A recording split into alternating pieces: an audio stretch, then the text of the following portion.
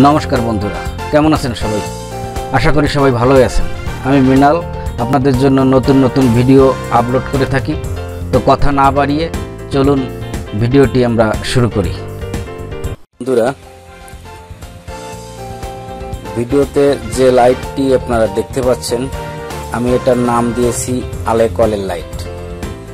তো চলুন বন্ধুরা, কিভাবে এই আলে কলের লাইট তৈরি করা যায় তো আমরা সেদিকেই মনোনিবেশ করি। তো আপনারাও ভিডিওটি মন দিয়ে দেখবেন। তো আশা করি আপনারাও এই আলে কলের লাইট তৈরি করতে পারবেন।